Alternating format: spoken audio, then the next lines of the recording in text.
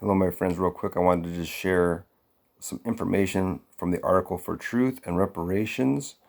And here, an economist has looked at the total value of slavery to the economy before abolition. On one hand, slavery was unpaid labor. On the other hand, slaves were like capital that had a value in the marketplace. Larry Neal, an economist at the University of Illinois, Champaign-Urbana, looked at wages between 1620 and 1840 and compounded these at 3% into the 80s. His estimates for lost wages during that period are 1.4 trillion in 2016 US dollars. It shows how much white farmers benefited from slavery. Richard Vedder, an economist at Ohio University, estimated a similar number, 5 to 10 trillion US dollars, as an accumulated gain in wealth for white Southerners. So we can see that slavery still impacts so many people today. Due to these lost wages, we see a lot of people, of course, in generational poverty because of the situation. This article also states throughout U.S. history, lynchings and legal seizures of black-owned farms were common in the rural South. Also common was the discrimination against black farmers to obtain loans and farm assistance. African American farmers were either denied or had to wait longer for loan approvals. In agriculture, where timely availability of credit is imperative to run a farm successfully, receiving credit for seeds is meaningless if the time for planting has already passed. What else we have here? And this was interesting too. It says, it's also important to note that the U.S. has paid reparations to American Indians and to those American Japanese that were interned during World War II on the West Coast. Germany paid reparations to both survivors and non-survivors of Jews by giving direct compensation to survivors and establishing a fund that helped establish the Jewish state of Israel. So why didn't African Americans get reparations, or 40 acres and a mule, and all of that? So I think that's just one of the main reasons. Well, I shouldn't say one of the main reasons, but it's a huge reason why there's still a lot of poverty in our country among the African American population. I just wanted to share that with you guys. I also have a couple photos for you guys to check out here. So maybe some of you guys have seen this before. That's a slave ship. That's how they used to pack them in like sardines. All those people in there. They'd be, pooping and peeing on each other and everything. It was just, a lot of people would die, of course, on the travels from Africa to here. But once they made it, of course, people, sometimes they'd be lynched, or there's another picture of the slave ship, how they were kind of put in there,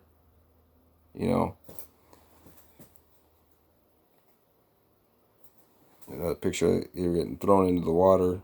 Maybe they didn't act right for their master at the time, and they were murdered. So imagine if the courts of today would actually pay out settlements to all the people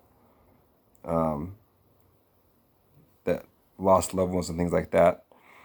If people got their appropriate settlements for all these lynchings and unjust killings. Here's an interesting picture. 83 women lynched since 1889. It talks about this sign here on this. Looks like they're standing out there protesting about lynchings.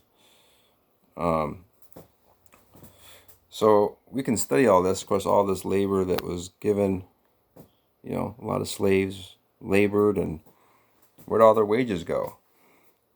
And then go into their hands. Here's some young people, young slaves.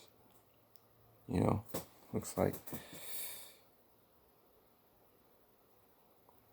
So yeah, I'd encourage you to check this article out. The article is written by Sybil Schultz and Chrissy Jackson. Again, the name of it is For Truth and Reparations. But please share this video, and do join Homeless Advocates for Christ if you like on Facebook. If you'd like to get involved in helping the homeless, let me know. My email is servingjesus99212@yahoo.com.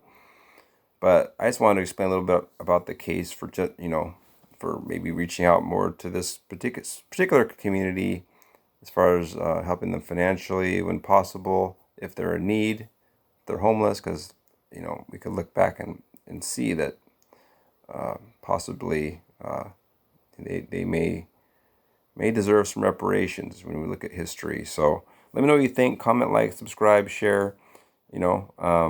a lot of other issues that cause homelessness, but I think that this, could be a big reason why a lot in this community, particularly, are homeless.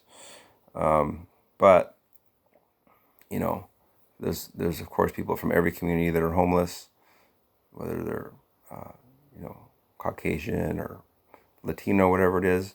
And that's something else we can look at as other factors, of course, for these other populations. But I just want to touch base on this a little bit. But anyways, I appreciate your prayers and support. Please keep the homeless in prayer, regardless of their background, that we can help as many as we can get the help they need. Of course, high rents is another issue, and low wages and all that too. So there's so many issues. But thanks for your prayers and support. May God bless you all. You seek first His kingdom always. Bye-bye.